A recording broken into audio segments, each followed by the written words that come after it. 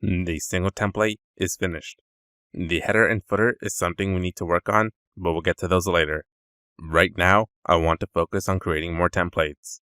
As I stated before, the index template is the default template WordPress will load if any other template is unavailable. If I were to view the About Us page, you'll notice that we have the same problem with single posts.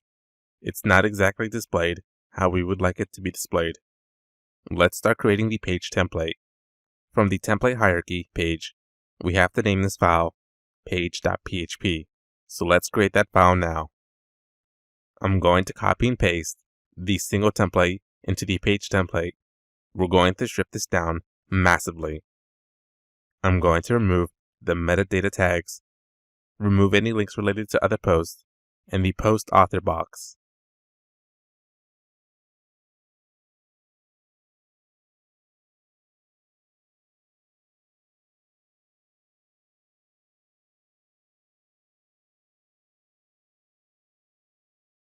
What you'll end up having is the title, content, and the comments template. Let's see what WordPress recommends for this template. I'm in the theme development codex page, and I'm at the page.php section. I'll provide a link to that in the resource section of this lecture. WordPress suggests we display the title and content. We're already doing that, so let's move on to the next point. Actually, we're already doing most of these except bullet point 5. Number 5 suggests we add an edit link, but like last time, WordPress already provides this in the top nav bar, so we've covered all bases we'd like to cover. Let's open up the HTML page template and see if we're missing anything from the original design. If you take a look, you'll notice that there's one huge difference between this template and the page we currently have. That would be this big strip that contains the title. We'll have to make a couple of modifications to achieve this goal. First, I'm going to remove this conditional statement. The reason I'm removing it is because WordPress already checks if the page has posts. If a page does not exist, then WordPress will load the 4.4 template, so there's no need to make this check ourselves. Next, I'm going to remove the title from its original position since it'll be called elsewhere. Then, I'm going to open up the static HTML page template and look for that bar that displays the title. It'll be these section tags surrounded by the page title comments. I'm going to copy this and place this right after the page header, like so. You'll notice right away we have a situation. Our page title HTML is outside of the loop. There are two solutions for this. We can either move the loop to encompass all this, or we can repeat the loop. In this situation, I want to reuse the loop rather than move all this HTML. So just like last time, I'm going to call another loop like this.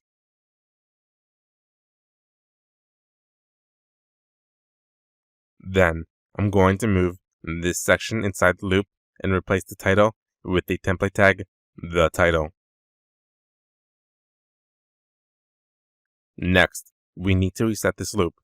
We've experienced multiple loops before, but those were two different loops.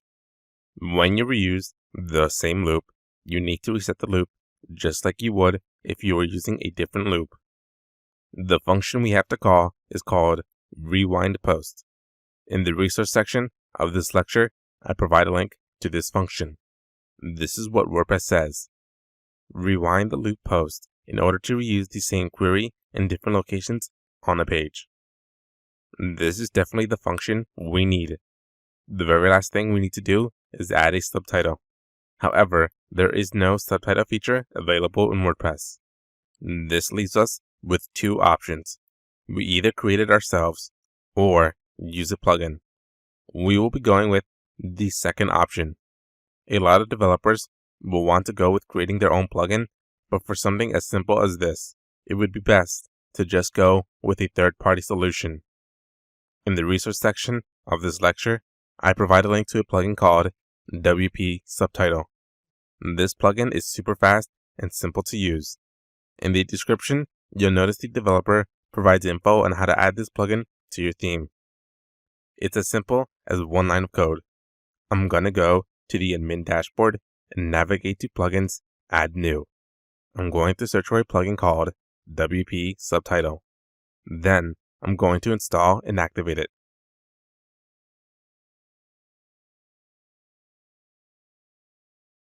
Once activated, you can now edit the About Us page and you will see this newly created field called Subtitle. Add a subtitle quickly and then save your changes. To see the subtitle on the page, all we have to do is just copy and paste this one line of code onto where we want it to appear. I'm going to paste it into the span tags.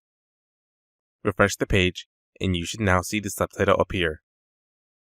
Before we declare this template finished, we have to do one more thing. If I deactivate this plugin, then PHP will throw an error because the subtitle function is undefined. I'm going to wrap this function in a conditional statement and use the function exists and pass in this function name, the subtitle.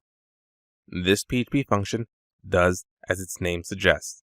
If the function exists, then we know that the WP Subtitle plugin is activated and this page may have a subtitle. We'll then display it like so. That wraps it up for this template.